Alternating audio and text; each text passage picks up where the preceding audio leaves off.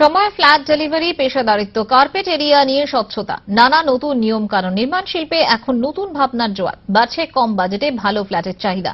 Affordable ফ্ল্যাটে জোর দিচ্ছে বিভিন্ন আর্থিক সংস্থাও। এরকম নানা বিষয় উঠে এলো রিয়েল এস্টেটের প্রেস্টিজিয়াস পুরস্কার মঞ্চে। রিয়েলিটি প্লাস ম্যাগাজিনের উদ্যোগে ব্যতিক্রমী কাজের জন্য দেশের বিভিন্ন ডেভেলপারদের পুরস্কৃত করা হলো শুক্রবার। ফ্ল্যাট কিনলে গ্যারেজ বা এসি ফ্রি, কিংবা হাতে হাতে ক্যাশব্যাক, ক্রেতা টানতে নানা কৌশল। নতুন নতুন নিয়মে প্রমোটাররা কি একটু ব্যাকফুটে? নিজেদের আরো পেশাদার সংগঠিত হওয়ার দাওয়াই দিচ্ছেন নিজেরাই। শুক্রবার রিয়েল এস্টেটের পুরস্কার বিতরণী মঞ্চে এমনই দাওয়াই দিলেন দেশের নামী ডেভেলপাররা। এদিন লাইফ টাইম অ্যাচিভমেন্ট পুরস্কার পান confederation of real estate developers association Paschimbanga শাখার সভাপতি নন্দুকে বিলানি। I think real estate in Bengal would definitely grow going forward.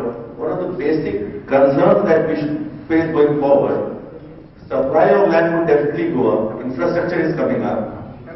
I think the economic activity needs to grow here with employment and generation, otherwise we may build a lot, but sales won't happen.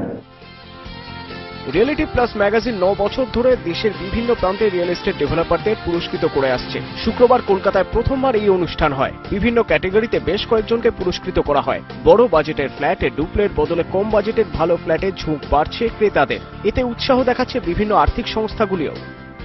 We are happy to see a lot of launches in the affordable segment, and this is one segment that we as a finance company would like to focus on in the coming years.